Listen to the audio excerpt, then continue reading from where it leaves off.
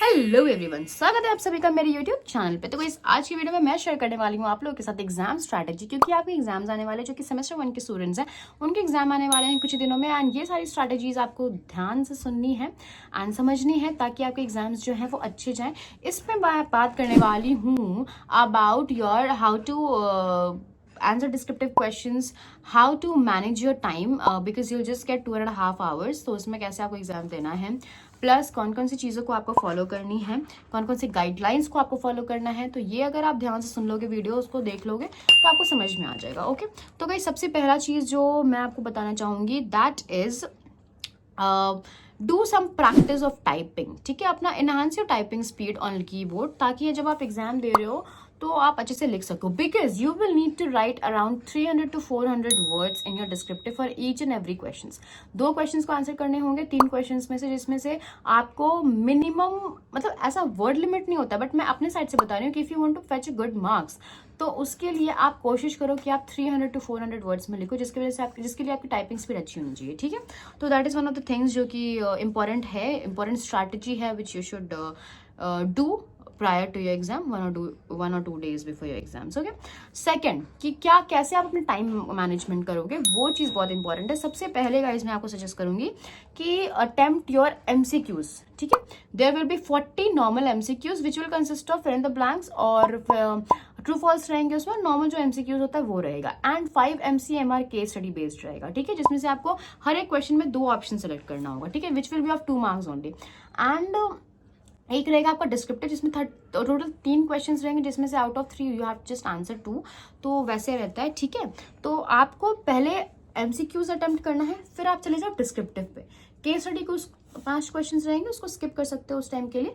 चले जाओ डिस्क्रिप्टिव पे, 2 क्वेश्चंस को आंसर कर लो, और उसके बाद स्टिल अगर आप अच्छे से आंसर कर लोगे और मेरे गाइडलाइन को फॉलो करोगे ना, आपके पास आराम से मतलब आधे घंटे का टाइम आराम से बच जाएगा। क्योंकि मैं सजेस्ट करती हूँ कि एकदम 9:29 हो रहा है तो मत जाके सबमिट करो पेपर, कि 9:29, क्योंकि वहाँ पर बहुत सर्वर का इशू हो जाता है, क्योंकि सारे बच्चे लगभग उसी टाइम पे करते हैं। तो मेक श्योर कि आप आधे घंटे पहले अपना पेपर हमेशा सबमिट करो, या फिर आधे घंटे से पहले भी अगर आपका हो गया तो आप कर सकते हो, बट एकदम एग्जैक्ट टाइम पे, बंद होने के टाइम पे मत किया करो। ठीक है, क्योंकि अगर कुछ ग्लिच हुआ तो गाइस आप ही को प्रॉब्लम होगा।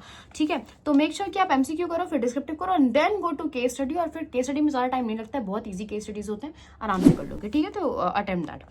फिर आते हैं हम अपने थर्ड पॉइंट पे, which I think I have mentioned in other videos also, जो कि मैंने रिसेंटली बनाया है, because I got to know from my mentor that I need to attend all the unit 1 का जो MCQs होते हैं, हर एक यूनिट का, नॉट ओनली यूनिट 1, जितने भी सब्जेक्ट्स के यूनिट्स में MCQs होते हैं of 10 marks, that I should attend to get an insight of the particular unit. ठीक है, तो वो अटेंड करना जरूरी है, बिकॉज LMS पे आप बिल्कुल भी एक्टिव नहीं रहोगे तो अच्छा नहीं लगता है, तो आपको कर लेना चाहिए। ठीक है, एंड मतलब ये एक इंपॉर्टेंट चीज़ है जो मैं आपको बता रही हूँ, ताकि आपके एग्जाम्स अच्छे जाएं। क्योंकि अगर वो 10 क्वेश्चन भी अगर आप कवर कर लेते हो ना गाइज, हर एक यूनिट का, तो बिलीव मी कि आप आराम से पास हो जाओगे, क्योंकि वो इतना क्लियर कॉन्सेप्ट वाला क्वेश्चन होता है ना, जिसमें कि आपको उस 10 क्वेश्चन में पूरा यूनिट कवर कर देता है, and her question her topic से रिलेटेड वो क्वेश्चन देता है, तो आपको वो प्रॉपर टॉपिक का आइडिया लग जाएगा। एंड इवन तो अगर आपके आंसर्स गलत है ना, तो वो आपको आंसर सही बताएगा, प्लस रीजंस के साथ बताएगा कि मतलब क्यों गलत है और सही आंसर ये क्यों होगा।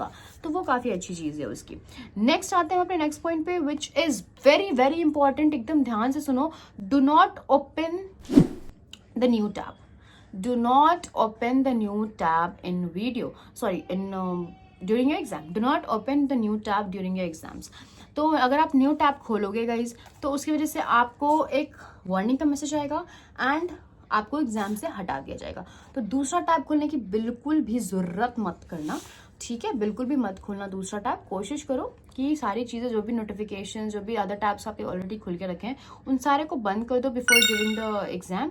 एंड सिर्फ जो मेन आपका जो इंटरफेस है, मतलब जो मेन आपका एप्लीकेशन है जिस पर आप एग्जाम दे रहे हो, वेदर इट इज़ माई परफेक्टिस और मेटल मॉइस्चर, सिर्फ उसको खोल के रखो और उस पर एग्जाम दो। ठीक है, डू नॉट ओपन द, भूल गए मत खोलना। ठीक है, दूसरा tab. And the last and the least is do not click on upload. किसी भी कंडीशन में अपलोड वाला एक फाइल का ऑप्शन रहता है, उस पर क्लिक मत करना। अगर आप उस पर क्लिक करते हो गाइस, तो वहाँ पे अगेन आपको वार्निंग्स आने लगेंगे, which I don't want you all to get. ऐसा नहीं है कि आपको सिर्फ एक वार्निंग मिलेगी, आपको वार्निंग्स ज़्यादा है, मतलब ज़्यादा मिलते हैं, बट मेक श्योर कि तो मतलब वार्निंग से नज़र में तो आप आ जाओगे ना, किसी ने ऐसा क्या किया कि मतलब इसको वार्निंग मिल रही है, तो मेक श्योर कि आपको वार्निंग एक भी ना मिले, बट ठीक है, इन केस गलती से मिल जा रही है that is not a big issue, क्योंकि एक वार्निंग में वो लोग एग्जाम से एग्जाम्प्ट नहीं करते हैं, ठीक है। तो ये चीज़ को आप ध्यान में रखना कि ये सारे पॉइंट्स को आप फॉलो करो। इनकेस आप फॉलो करते हो गाइस तो बिलीव मी आप एग्जाम्स काफ़ी स्मूथली जाने वाले हैं। फिर भी अगर आपको लगता है कि कुछ भी डाउट है, कुछ भी हेल्प चाहिए रिलेटेड टू एग्जाम क्वेश्चंस, कुछ भी, तो do let me in the comment box below. And that's it. मिलते हैं एक नई वीडियो में एक टॉपिक के साथ, तब तक के लिए बाय बाय।